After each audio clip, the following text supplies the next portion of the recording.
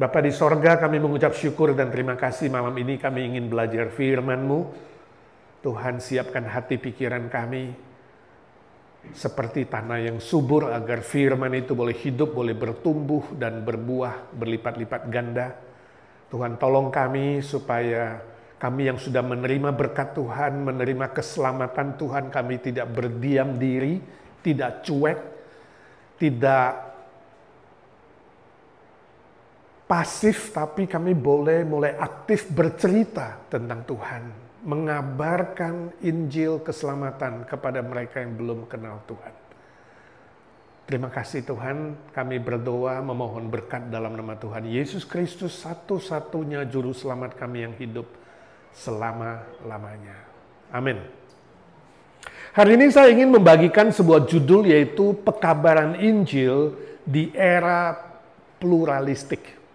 Di zaman yang pluralistik ini, bagaimana kita bisa mengabarkan Injil, kabar keselamatan. Saya baca satu cerita, suatu hari ada seorang salesman, dia punya klien itu seorang wanita.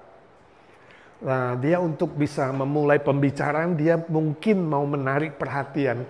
Dan dia bilang sama wanita itu, Bu, kamu lihat gak itu ada seorang perempuan yang rambut panjang di sudut sana. Kelihatannya dia itu jelek sekali ya, Bu. Lihat itu rambutnya. Aduh, kayaknya wajahnya juga kayak monyet. Lalu ibu itu bilang, "Hus, kamu sembarangan. Itu suami saya, bukan wanita." Wah, si salesman-nya rasa malu, tapi dia gak mau ngaku. Lalu dia bilang, bukan itu maksud saya. Yang di sampingnya itu loh. Di sampingnya itu lihat gak ada yang rambut panjang itu. Ya itu jelek sekali kan wanita itu. Hus, sembarang. Itu anak laki saya tahu. 2 kali salah. Gak dikoreksi. Poin saya dalam cerita ini adalah bahwa seringkali apa yang kita lihat belum tentu kebenaran yang sebenarnya. Apa yang kita lihat dengan mata kita bisa salah. Belum tentu itu betul, belum tentu itu benar. Misalnya musim dingin, saudara melihat asap.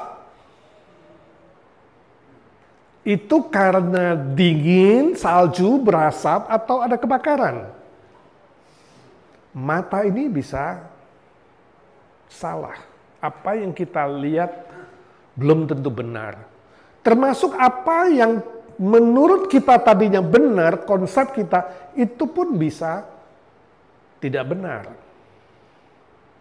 Nah, saya yakin kita pernah mendengar pepatah yang mengatakan banyak jalan menuju Roma. Kita dulu belajar pepatah itu. Banyak jalan menuju Roma, kemudian ditafsirkan menjadi banyak jalan menuju sorga. Pernah dengar gak orang bilang, kan banyak jalan menuju sorga, semua sama saja, ya kan? Semua agama di dunia ini kan sama saja. Betul apa tidak betul? Konsep saudara, konsep manusia, pikiran manusia bisa tidak tepat. Di tengah-tengah dunia yang pluralistik muncul istilah seperti ini karena ada sebuah kecenderungan bahwa pluralistik itu telah diartikan sebagai pluralisme. Sebenarnya istilah pluralistik atau pluralisme itu tidak muncul di zaman ini saja. Bukan istilah baru di abad 20 dan abad 21, bukan. Walaupun sekarang ini banyak dipakai istilah era pluralistik. Zaman pluralistik ini seolah-olah abad 20, akhir abad 19, abad 21. Sebenarnya tidak. Istilah ini sebenarnya sudah muncul atau sudah dikenal sejak Perjanjian Lama. Keberagaman, pluralistik, world, itu sudah terjadi di zaman Perjanjian Lama. Saudara ingat kisah apa? Ada yang ingat? Menara Babel. Kisah Kejadian pasal 11. Sehabis air bah, kemudian manusia itu masih memiliki satu bahasa. Dan mereka bersepakat, mari kita bangun kota yang tinggi sampai ke langit. ya, mencapai Tuhan bila perlu. Dan Tuhan melihat itu mengatakan, wow, ini manusia yang barusan dihabisin karena dosa mereka dengan air bah, karena melawan yang maha tinggi, sekarang mau mengulangi lagi. Lalu firman Tuhan mengatakan, mereka dikacaukan waktu itu, sehingga bahasa mereka satu dengan lain gak mengerti. Sehingga menara itu, kota Babel, yang kota yang mau setinggi langit itu gak jadi. Berserakan semua karena saling gak mengerti. Mungkin suruh bawa batu bata, dia bawa pasir. Suruh bawa makanan, dia kemudian bawa parang. Gak saling mengerti bahasanya. Dan firman Tuhan mengatakan, sejak hari itulah manusia pada zaman itu dicerai-beraikan ke seluruh bumi. Menjadi pluralistik. Dari satu bahasa menjadi banyak bahasa. Dan harusnya istilah pluralistik itu harus dilihat dari semua hal. Bukan hanya soal agama. Bahasa, suku bangsa, warna kulit, ya kan? Lalu apa lagi? Budaya, ekonomi, hari ini sosial, perbedaan ekonomi, dan perbedaan-perbedaan lainnya, keberagaman. Sampai Indonesia memakai istilah Bhinneka Tunggal Ika. Ya. Dari Sabang sampai Merauke itu berapa suku, banyak sekali. Indonesia adalah sebuah contoh keberagaman di dalam kesatuan. Pluralistik di dalam segala hal, semua aspek. Tapi sayang sekali oleh sebagian manusia, sebagian nggak semua, sebagian manusia telah mengartikan pluralistik itu menjadi pluralisme. Saudara bisa bedain nggak? Pluralistik adalah keberagaman, tapi pluralisme, isme itu menjadi sebuah kepercayaan. Menjadi sebuah iman, menjadi sebuah agama. Bahwa pluralisme itu adalah sebuah agama yang semuanya bercampur jadi satu. Ya, sehingga muncullah istilah tadi, semua agama sama aja sih, ya. Kita menuju surga, cuma jalannya beda-beda. Bisa ada 2 jalan, 3 jalan, 10 jalan, banyak jalan, ya. Pluralisme. Sebuah kepercayaan, sebuah agama yang mengajarkan bahwa semua agama sama saja. Karena pada ujungnya kita menuju ke surga. Cuma caranya berbeda-beda. Nah, bagaimana saudara menanggapi seperti itu? Kalau ada temanmu, ya, ataupun saudaramu, atau siapa mengatakan, ya, mengajukan konsep itu, semua agama sama saja. Saudara setuju apa tidak setuju? Kalau setuju, kenapa setuju? Kalau tidak setuju, kenapa tidak setuju?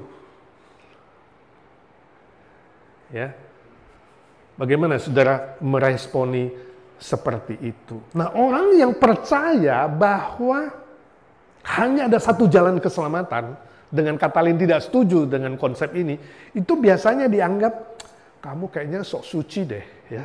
Kamu sok bener deh, kamu sok yakin deh, kamu itu sombong deh, seolah-olah agamamu paling benar. Bisa disalah mengerti, saudara, kalau saudara mengatakan, no, hanya satu jalan menuju surga, gak banyak jalan. Maka bisa muncul seperti itu. Ya, dianggap, kamu judgmental, kamu menghakimi agama lain. Ya, meninggikan agamamu sendiri, seolah-olah hanya agamamu yang memberikan keselamatan, yang lain tidak. Ya, tidak jarang orang-orang Kristen seperti itu dianggap munafik, ya, dianggap sok suci, sok benar, ya, dianggap seperti Farisi, picik pikirannya, gak luas, gak berkembang luas, dan ada label-label negatif lainnya tentunya yang mengatakan, ya kamu jangan begitu dong, ya. Jangan menganggap kamu itu paling benar dong.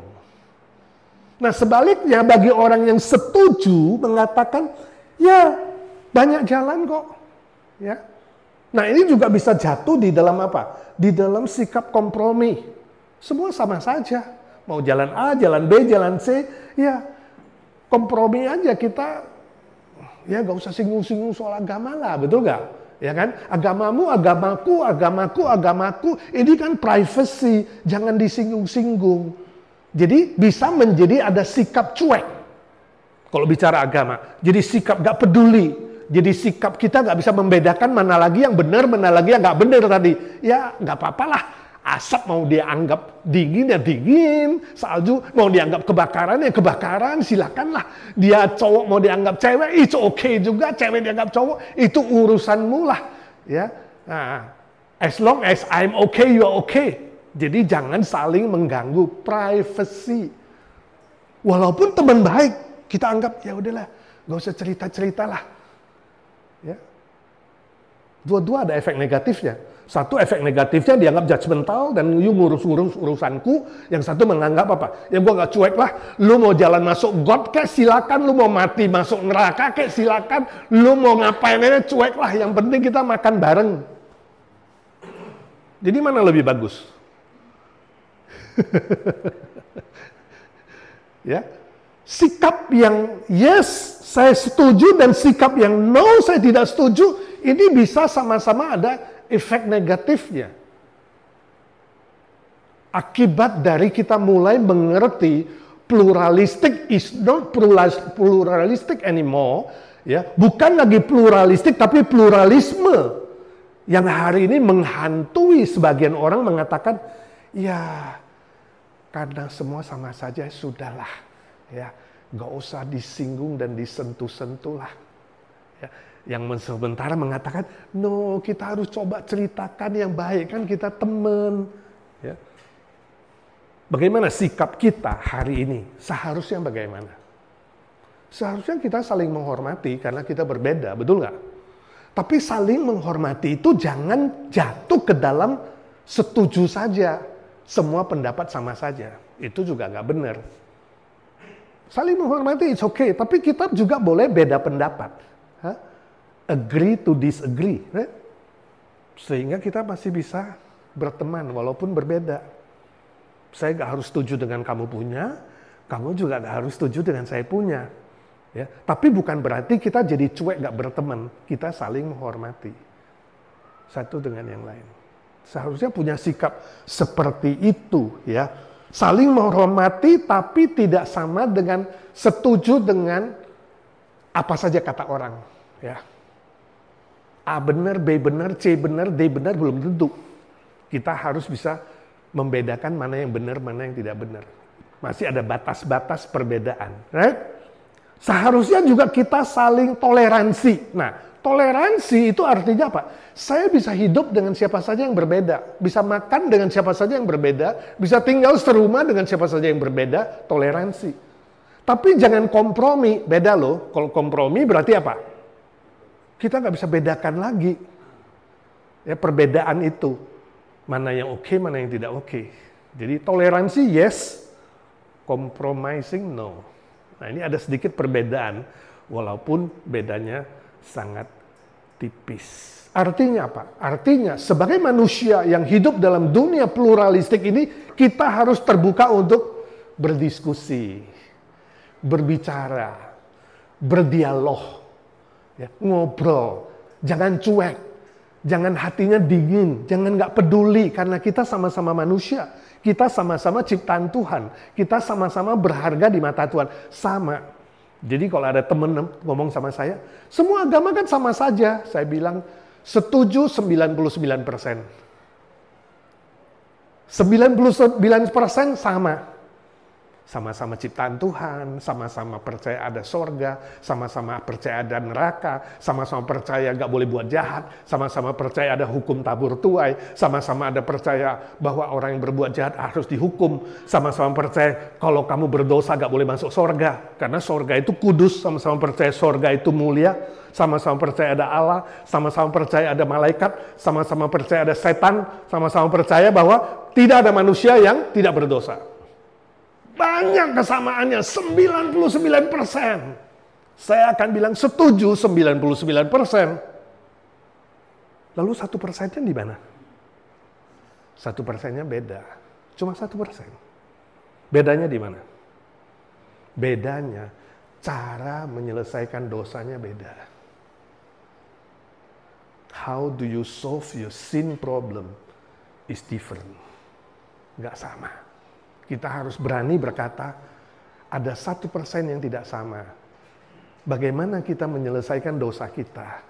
Nah, ada orang anggap dengan sembahyang yang banyak. Ada orang anggap berbuat baik bisa menghapus dosa. Ada orang percaya harus dihukum timbangan, ditimbang pahala dan dosanya. Ada orang percaya apalagi buat sedekah. Ada orang percaya melakukan A, melakukan B, melakukan C. Nah, di situ perbedaan-perbedaan kita boleh dialog. Dan sebagai orang Kristen hari ini kita juga boleh diskusi. Bagaimana kita orang Kristen menyelesaikan masalah dosa kita? Itu yang menjadi sebuah titik temu di mana kita boleh dialog dan kita boleh memberitakan Injil Kristus di dunia yang berbeda ini. Siapapun, sebagai teman, sebagai saudara, sebagai family, kita kemudian bukan menjadi orang yang nggak peduli sama teman, menjadi orang yang cuek, tidak. Tapi kita boleh bergaul dengan siapa saja dan kita boleh berdialog yang 1% itu. Nah, pertanyaannya, bagaimana caranya? Bagaimana kita bisa berhasil? Saudaraku, mengabarkan Injil itu seperti adalah peperangan rohani, peperangan di udara. Antara iblis itu adalah malaikat yang jatuh. Lucifer membawa sepertiga malaikat jatuh dari sorga. Dibuang ke bumi. Sisanya 2/3 yang taat kepada Tuhan. Dan mereka bikin perjanjian peperangan menurut Alkitab. Siapa saja yang bisa membawa satu jiwa untuk masuk sorga, maka seluruh malaikat sorga itu bersorak-sorai. Itu kata firman Tuhan, Lukas 15 ayat 10. Bila ada satu jiwa saja yang bertobat dan kemudian menerima Yesus sebagai juru selamat, sorga bersorak-sorai. Kalau saudara dapat kekayaan seluruh dunia, businessman yang sukses, untung setengah bumi atau satu bumi, sorga diam-diam. Saudara bisa punya kecantikan, kekayaan, kehebatan, kepintaran, ya, sehebat apapun di bumi ini, sepintar apapun, sorga diam-diam. Nggak ada suara. Malaikat biasa-biasa aja, ya. Tapi kalau saudara bisa mengabarkan Injil dan membawa satu jiwa kembali kepada Tuhan, sorga bersorak-sorai, malaikat. Seperti ada gong menang satu gitu ya. Tapi kalau ternyata di bumi iblis bisa berusaha membawa satu jiwa masuk ke dalam gerombolannya, nanti masuk neraka, maka iblis yang bersorak-sorai. Jadi saudara, kita sebagai orang yang percaya, sebagai orang Kristen, kita harus sadar ini peperangan rohani, tidak gampang. Memenangkan satu jiwa itu nilainya lebih besar dari harta dunia. Ya, ini luar biasa. Lebih dari dapat duduk di business class, Pak. Ya, jadi berdoa supaya next trip itu Bapak duduk di business class, menangkan satu pramugari di situ, supaya dia bisa masuk surga, ya kan? Itu lebih hebat lagi. Pertanyaannya, bagaimana caranya bisa menang dalam peperangan rohani ini? Ada 3 cara. Yang pertama, fokus pada berita Injil. Fokus pada berita Injil. Nah, sebelum mengabarkan Injil, kita harus tahu Injil itu apa. Kalau nggak tahu Injil itu apa, bagaimana mengabarkan Injil, ya kan? Nah, ada 2 ayat yang mau kita baca. 1 Korintus pasal 1 ayat 22-23, dan 1 Korintus 15 ayat 3-4 saya bacakan buat kita sekalian. 1 Korintus 1, 22-23, tapi kalau saudara mau lihat di handphone, silakan. 1 Korintus pasal 1 ayat 22-23. Orang-orang Yahudi menghendaki tanda dan orang-orang Yunani mencari hikmat. Tetapi kami memberitakan Kristus yang disalibkan. Untuk orang-orang Yahudi suatu batu sandungan dan untuk orang bukan Yahudi suatu kebodohan. Paulus mengatakan, you mau anggap saya bodoh, silakan. You mau anggap saya ini batu sandungan, silakan. Tapi aku mau memberitakan Kristus yang mati disalibkan. Itu caranya kita diampuni. Dosa kita diselamatkan. 1 Korintus 15 ayat 3-4. Sebab yang sangat penting telah kusampaikan kepadamu, yaitu apa yang telah kuterima sendiri, ialah bahwa Kristus telah mati karena dosa-dosa kita, sesuai dengan kitab suci. Bahwa ia telah dikuburkan, dan bahwa ia telah dibangkitkan pada hari yang ketiga, sesuai dengan kitab suci. Jadi Injil itu kabar baik dalam bahasa aslinya. Bukan kabar baik dapat lotre, dapat mobil, dapat sesuatu yang bersifat duniawi dan jasmani, bukan. Kabar baik dari sorga. Bahwa Tuhan dari sorga menyediakan sebuah jalan penyelesaian dosa. Yaitu apa? Melalui salib Kristus kita diampuni.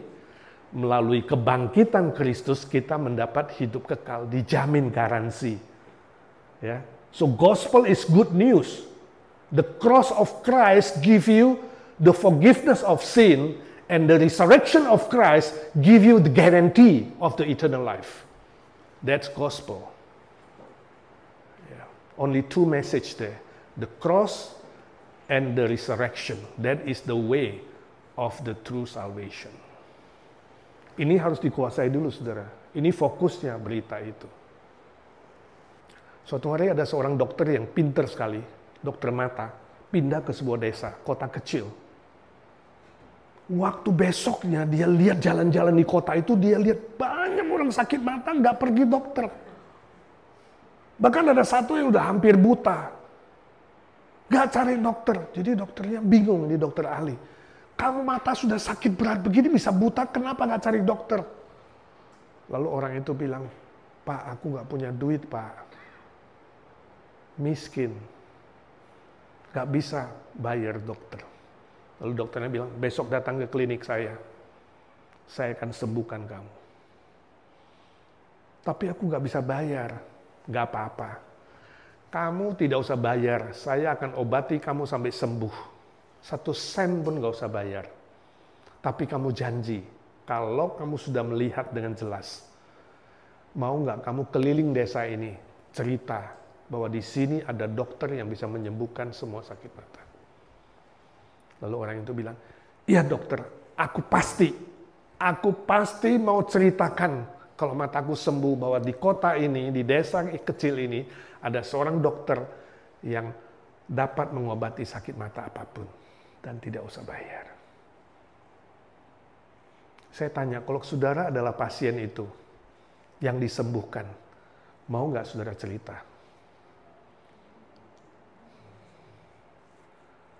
Ini Injil.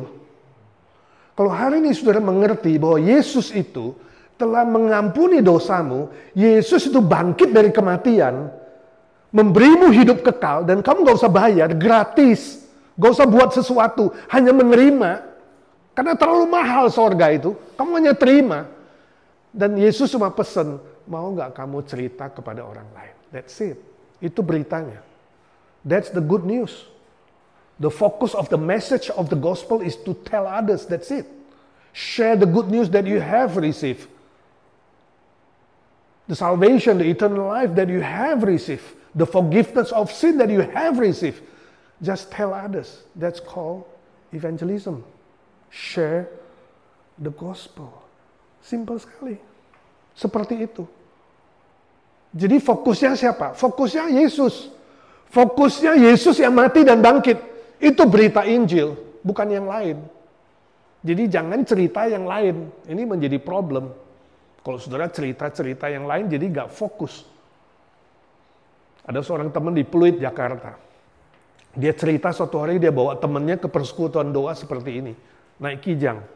Masing-masing nyetir. Terus nih temannya yang belum percaya Tuhan. Saya nggak tahu, mungkin Buddhis atau Konghucu agamanya. Dibawalah ke Pluit, dibilang, Yesus itu baik, kamu nanti bisnisnya diberkati, kamu akan kalau sakit didoain bisa sehat, kamu datang ke gereja.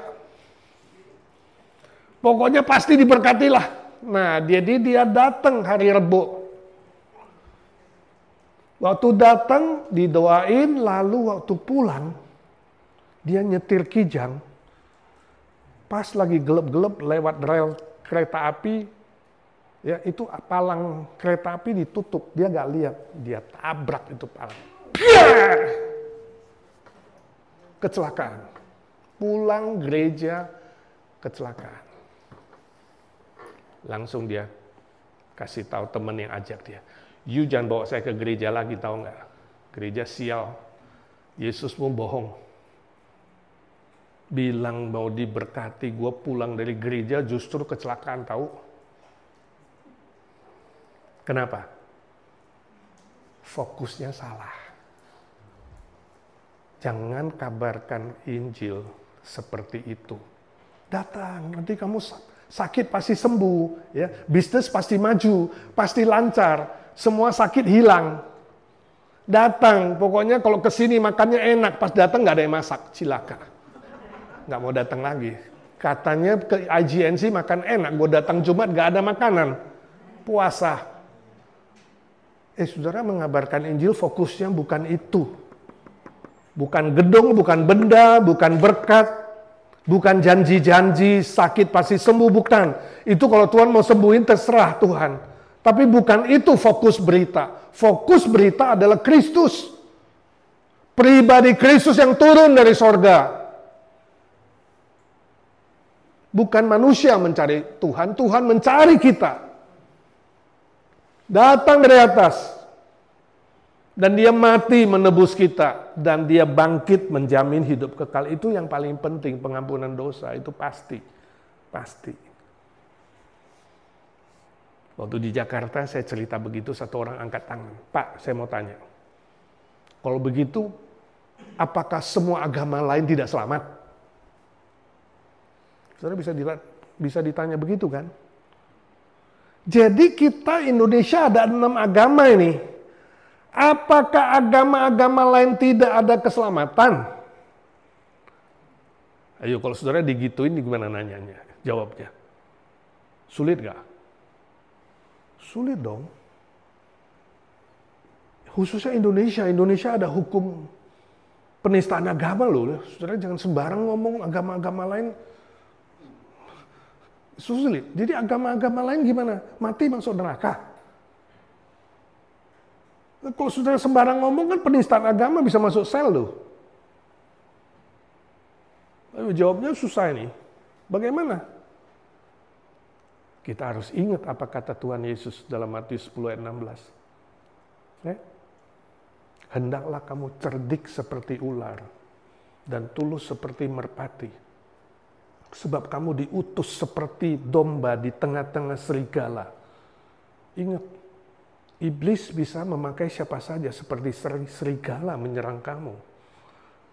Sebab itu kamu harus sungguh-sungguh bijaksana. Cerdik seperti ular, tulus seperti merpati. Jangan menyerah, pasti menang. Jadi waktu ditanya begitu, saya bilang, wah kalau kamu tanya saya bilang, agama kayak kamu ini aku gak ahli loh, aku gak tahu jelas. Kalau tanya soal agama lain, aku bukan ahlinya, karena saya bukan ahli agama. Jadi saya jujur, saya nggak tahu, saya bukan ahli kalau bertanya soal begitu. Ini kan sensitif. Tapi kalau kamu ada 5 menit, aku mau cerita apa yang aku percaya. Fokusnya siapa? Kristus. Yang aku percaya Kristus. Yang aku percaya Yesus yang mati dan bangkit. Itu yang aku mau cerita, aku nggak mau cerita yang lain. Dengan kata lain, saudara jangan coba menilai agama orang lain. Jangan coba menyentuh agama orang lain. Jangan coba berbicara soal agama lain, itu bisa dianggap judgmental dan bisa salah. Tapi bicaralah Kristus dan karyanya, salibnya dan kebangkitannya. Fokusnya salib dan kebangkitan. Itu cara pertama. Cara kedua, saudara harus taat perintah Tuhan Yesus. Ketaatan terhadap perintah Tuhan Yesus, Markus 16 ayat 15-16.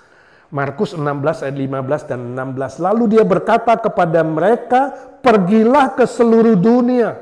Seluruh dunia, saudara. Beritakanlah Injil kepada segala makhluk, maksudnya segala manusia. Makhluk gak termasuk binatang. Jangan ngabarkan Injil kepada anjing dan kucing. Kita gak percaya anjing dan kucing mati masuk surga. Itu liberal.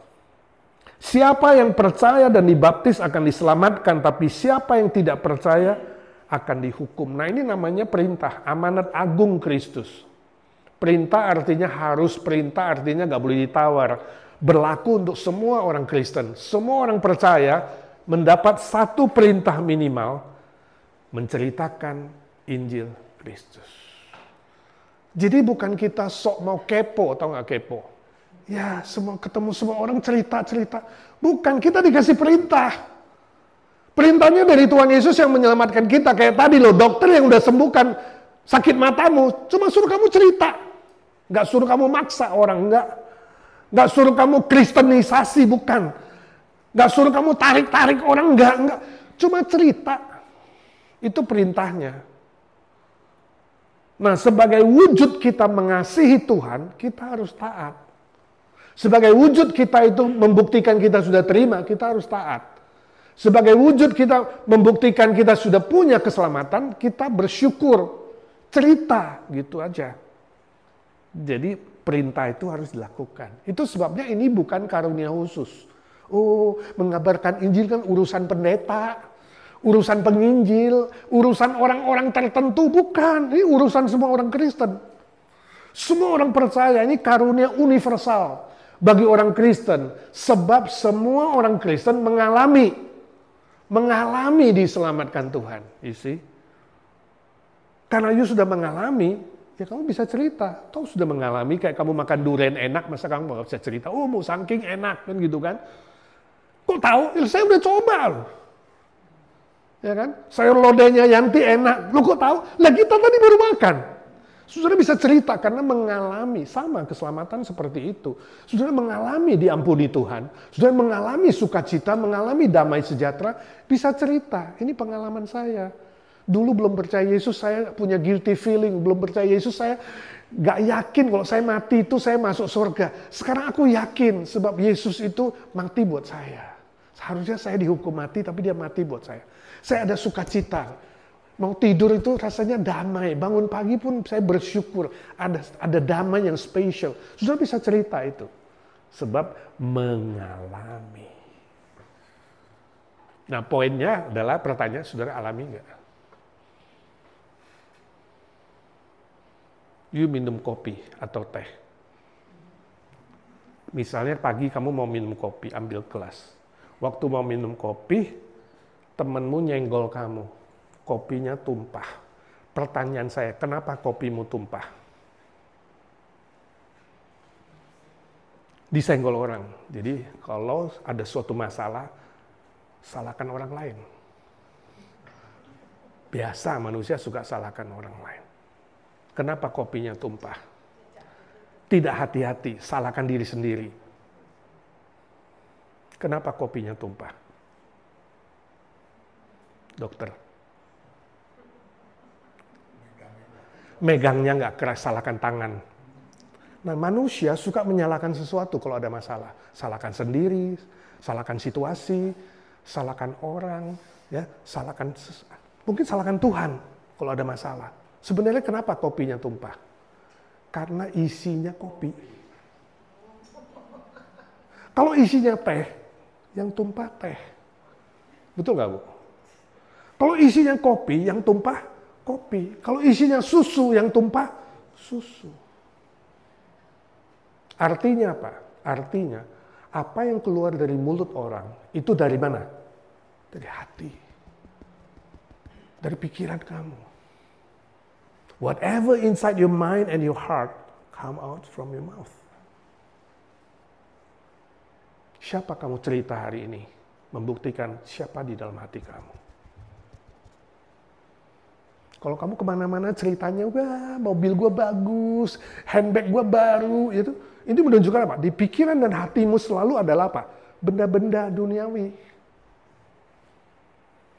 Apa yang di hatimu dan pikiranmu, itu yang keluar.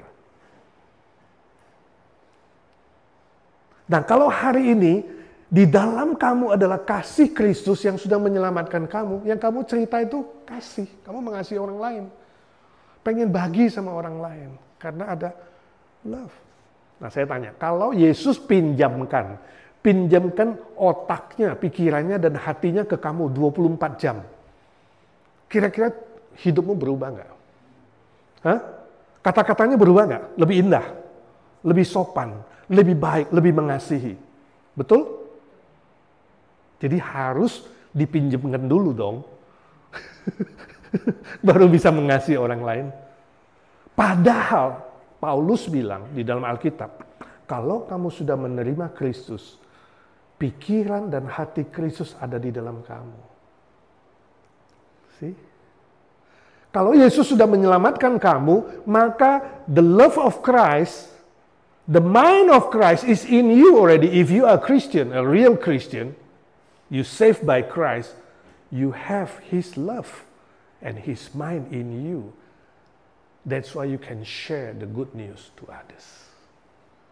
Ini loh masalahnya. Kalau kamu bilang, wah saya nggak bisa cerita yang bagus-bagus, nggak bisa cerita tentang Tuhan sebab Tuhan belum pinjemin saya sih otaknya sama jantungnya.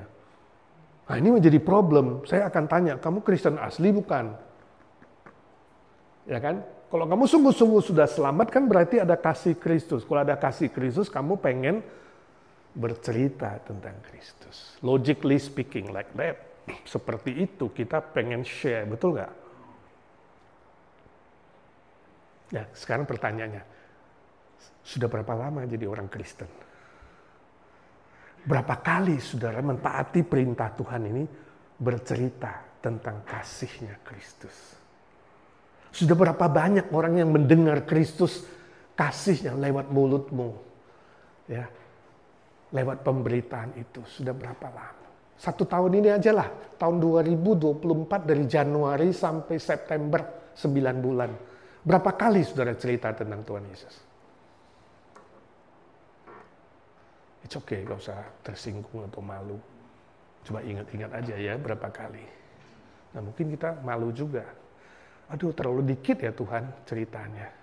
Mungkin perlu ada yang memotivasi. Bagaimana kalau IGNC bikin sayembara ya? Barang siapa yang bisa bercerita tentang Kristus mengabarkan Injil kepada 7 orang dalam seminggu, diberi hadiah $10,000. Nah, saudara kira-kira besok mulai cerita nggak kira-kira? Daftar nggak saudara? Kira-kira ikut daftar nggak? Waduh, gue mau nih seminggu cerita $7,000 nih. Jadi yang memotivasi kamu adalah uang. Atau yang lain, misalnya malam ini sebelum kamu tidur muncul malaikat di kamarmu dan mengatakan sampai minggu depan, Jumat depan ya, kalau kamu nggak nginjili 2 orang, hidupmu game over Jumat depan, dipanggil pulang. Kira-kira kamu seminggu ini cerita kepada 2 orang atau 20 orang? Lebih rajin nggak? Saya yakin lebih rajin, betul nggak? Jadi ada orang yang bisa dimotivasi kalau ada ancaman. Nah kamu itu model apa? Model yang perlu diancam-ancam baru mengabarkan Injil. Jadi harus ada malaikat dulu nakut-nakutin kamu. Atau kamu itu modelnya yang dikasih hadiah dulu baru mengabarkan Injil. Atau sebenarnya yang terbaik adalah kamu mengasihi orang lain. Sebab Yesus lebih dulu mengasihi kamu. Saya percaya motivasi yang paling kuat adalah cinta. Cinta kasih Tuhan di dalam diri kita. Betul nggak? Kalau ada cinta, jarak tidak masalah. Dari Moreno Valley, drive ke sini pun no worry. Right? Kalau ada cinta, apapun nggak masalah. I think love is the most powerful motivation to make you someone that want to share the good news to others. Love, the love of Christ is the most powerful motivation. Ya, kalau saya tanya, apakah saudara mencintai Tuhan Yesus? Amin. Amin aja lemes. Apakah saudara mencintai Tuhan Yesus? Amin. Buktinya apa? Yohanes 14 ayat 15 berkata, Yesus yang bilang nih, kalau kamu mencintai aku, kamu menuruti perintahku. Dan salah satu perintah Tuhan Yesus adalah apa? Kabarkan Injil kepada semua orang yang kamu ketemu. Cuma cerita. Soal percaya nggak percaya bukan urusanmu. Urusanmu cuma cerita. Yang ketiga, terakhir, bersandar kuasa Roh Kudus. Jadi tadi ada berita, ada perintah, lalu ada bersandar kuasa Roh Kudus. Kisah Para Rasul 1 ayat 8. Ayat terakhir kita baca, Kisah Rasul 1:8. Tetapi kamu akan menerima kuasa, power, wibawa, authority. Kalau Roh Kudus turun ke atas kamu dan kamu akan menjadi saksiku, kata Yesus, di Yerusalem, seluruh Yudea, Samaria, sampai ke ujung bumi. Kata kunci adalah kuasa. Bahasa aslinya dinamit, dunamos. Dinamit seperti bom yang kecil, tetapi powerful. Jadi jangan khawatir gak sukses, jangan khawatir kalau ditolak, ya, atau dihina, diejek, ada tantangan, ada kesulitan, ada masalah, gak usah khawatir. Sebab apa? Roh Kudus kasih kamu kuasa. Roh Kudus kasih kamu power untuk menjadi witness dari Tuhan Yesus. Jadi membuat kita tenang, gak usah khawatir, gak usah kecewa, ya, gak usah sungkan, gak usah malu, gak usah hesitant, ragu-ragu, tapi bersandar kuasa Roh Kudus, maka kamu bisa. Hasil tergantung Roh Kudus, yang penting kamu cerita. Waktu kamu malu, dia kasih kamu kekuatan. Waktu kamu lemah, dia kasih kamu kekuatan dan kuasa. Waktu kamu takut-takut, dia tambahkan keberanian. Ini harus bersandar Roh Kudus, bukan bersandar kepintaran diri, bukan bersandar manusia, bersandar kuasa Roh Kudus yang di dalam kamu. Memang mengabarkan Injil itu banyak tantangan, banyak ujian, banyak cobaan, ya. Iblis gak suka, iblis akan menyerang kamu, ya kan? Kadang diejek, dihina, ditolak, direndahkan, ya. Dipermalukan, dan mungkin diancam. Ada daerah-daerah tertentu mengancam. Jangan coba-coba cerita di sini. Kalau kamu cerita, kamu besok dipecat dari kantor. Jangan coba-coba kamu cerita. Kalau kamu cerita, nanti kamu bisa dibunuh. Waduh, bisa ancaman. Sebab serigala. Sekelilingnya serigala. Kamu seperti domba. Tapi Roh Kudus bilang, jangan khawatir. Asal kamu mau benar-benar melakukan dengan baik dan setia, Roh Kudus kasih keberhasilan. It's not about the result. It's not result oriented. It is process oriented. As long as you be a good and faithful servant, the Holy Spirit will help you. Ya, jadi jangan cepat mundur. Saya ngomong dengan seorang wanita, dia menginjili mertuanya. Sebenarnya dia nggak terlalu cocok dengan mertua dia. Tapi karena dia Kristen, mertuanya Buddhis, dia coba cerita. Tapi berapa kali cerita mertuanya, tetap ditolak. Begitu ditolak beberapa kali, mungkin ada 5 kali, saya nggak tahu berapa kali, dia bilang sama saya. Dia bilang, Ko Edi kayaknya ini nggak usah diinjili lagi, saya udah capek. Begini loh, Ko Edi percaya doktrin pilihan nggak? Dia bilang. Kalau memang itu mertua saya dipilih Tuhan, saya nggak usah injili dia juga, nanti suatu hari dia percaya. Dia dipilih kok, dia orang pilihan. Saya nggak usah cerita apa-apa juga, nanti dia juga mau gimana-gimana kan, dia orang pilihan kan. Caranya saya nggak tahu lah, terserah Tuhan, yang penting nanti dia selamat. Tapi kalau dia bukan orang pilihan, saya mau nginjili sampai lidah saya putus. Sampai saya capek, sampai saya tetap aja dia nggak mau percaya, kalau dia bukan pilihan. Nah, kalau ada orang bilang begitu, jawabnya gimana? Ayo. Karena dia udah give up ini. Ya udahlah, gak usah lah. Ya. Terserah Tuhan, kalau dia pilihan dia selamat, gak pilihan juga. Gue udah capek-capek juga, nanti dia juga binasa, percuma aja. Ini namanya doktrin pilihan yang salah mengerti. Ini disebut hyper predestination. Ini ngawur, cara mengertinya salah. Sebab doktrin pilihan itu harus dimengerti dalam konteks di dalam Kristus. Jadi Tuhan nggak pernah memilih A selamat, memilih B tidak selamat. Nggak pernah.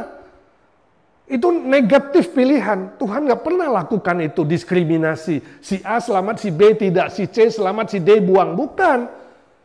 Bukan konsepnya seperti itu. Itu konsep yang tidak tepat. Pemilihan dari Tuhan selalu di dalam Kristus. Istilah itu nggak boleh dilepas. Dan juga pemilihan itu selalu melalui Injil. Sebab iman datang dari pendengaran Injil. Jadi harus diberitakan dulu. Kalau nggak beritakan, kamu nggak tahu siapa pilihan, siapa tidak. Sebab iman itu muncul ketika Injil diberitakan, Kristus diberitakan, iman itu muncul. Nah, saya tanya dia, pertanyaannya, kamu dipilih apa tidak? That's my question, bukan mertua kamu dipilih apa tidak.